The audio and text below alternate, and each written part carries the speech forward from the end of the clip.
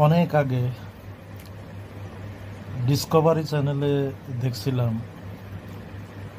ওই নিজের মূত্র নিজে সেবন করার বা পান করার একটা প্রোগ্রাম। এরপরে অনেক দিন পরে ওই যে গত কয়েকদিন আগে একজন অভিনেতার মুখ থেকে শুনলাম, সে বলতেছে যে সকালে ঘুম থেকে উঠে নাকি প্রথমেই ওই প্রস্রাব পান করার জন্য, এতে নাকি সব কিছু থেকে মুক্তি পেয়ে যাবে। মানে যাবতীয় সকল সমস্যার সমাধান হয়ে যাবে মূত্র পানে। তো এখন এটাকে কিভাবে নেওয়া যায়, কিভাবে কি বলা যায় আমি বুঝতেছি না, কিন্তু আমি কিছু বলতে চাই। বলতে চাই এই অর্থে, আহ, প্রস্রাব বা মূত্র এটা একটা বর্জ্য। আমাদের কিডনি রক্ত পরিশোধন করে, যাবতীয় সামগ্রিক প্রক্রিয়াকে এগিয়ে নিয়ে গিয়ে প্রস্রাবের মাধ্যমে আমাদের শরীর থেকে জলীয় দূষিত পদার্থগুলো বের করে দেয়। এখন যেটা দূষিত সেটা শোধিত হয় কি করে, সেটা মঙ্গলদায়ক হয় কি করে? সেটা তো বর্জ্যই, সেটা তো মানে খারাপ। বর্জ্য মানে কিন্তু খারাপ। এটাকে কোনো আঙ্গিকে ভালো বলার কিছুই নেই।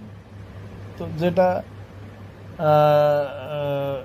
ক্ষতিকর, মানে আমাদের ক্ষতিকর অংশটা কিন্তু প্রস্রাবের মাধ্যমে আমার শরীরের বের হয়ে আসলো। এখন সেটা পুনরায় আবার শরীরে গিয়ে কিভাবে মঙ্গলদায়ক করতে পারে, কিভাবে মানে আমাদের আরো অন্যান্য শারীরিক উপসর্গের উপকারে আসতে পারে, কোনো অবস্থাতেই না। এরকম হইতেই পারে না। যুক্তির পেছনে যুক্তি থাকে, কিন্তু এক্ষেত্রে কোনো যুক্তি খাটানো সম্ভব না। তো আমার এই কথাটা শুনে খারাপই লাগলো।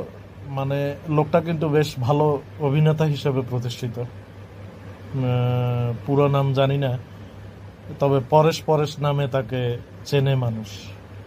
ওই যে অক্ষয় কুমার এবং ওই যে সুনীল শেট্টি এবং ও মিলে ওই ওদের তিনজনের ত্রিকোণ একটা চারিত্রিক একটা ছবি বের হয়ে আসছে। ছবিটার নাম এই মুহূর্তে আমার মনে পড়তেছে না, কিন্তু ওই ছবিটা আমি বেশ কয়েকবারই দেখছি ভালো লাগার কারণে। ওই ছবির মাধ্যমে এই লোকটাকে আমার চেনা একজন ভালো অভিনেতা হিসেবে। কিন্তু ওই দিন তার ওই কথাটা শুনে তার সামগ্রিক ব্যক্তিত্বকে বা অস্তিত্বকে এখন অগ্রাহ্য করতে ইচ্ছা করে।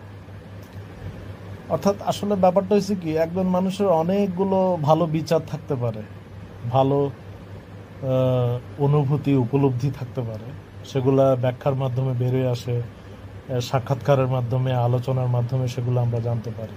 যারা মোটামুটি সমাজের জনপ্রিয় ব্যক্তিতে পরিণত হয়, তাদের ইচ্ছা বাসনার কথা আমরা জানি। তো অনেক ভালো ভালো কথার ভিড়ে দেখা গেছে 100টা ভালো কথার মধ্যে একটা খারাপ কথাই ওই 100টা ভালো কথাকে মেরে ফেলে, ওই 100টা কথাকে অবান্তর করে ফেলে। জীবনটা এমন আমাদের।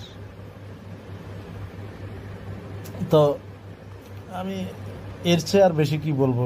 মোটামুটি আমি মনে হয় যেটা বুঝাতে চাইছি সেটা আপনারা বুঝতে পারছেন, যে এ সমস্ত উদ্ভট চিন্তা ভাবনা মানুষের কোত্থেকে যে উদ্ভব হয় সেটা সেই ভালো জানে।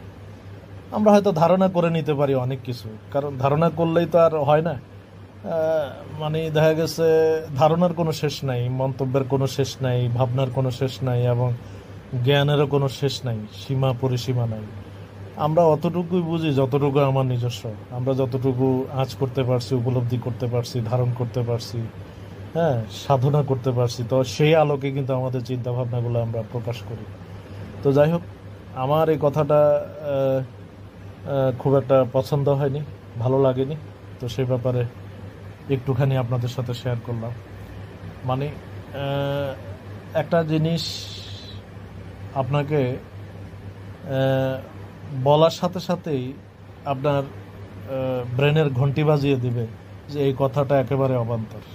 আমার কাছে তাই মনে হলো, তাই কথাটা শেয়ার করলাম। এখানেই সমাপ্তি টানি আজকের আলোচনার। ভালো থাকেন, ভালো রাখবেন। এই তো, খোদা হাফেজ।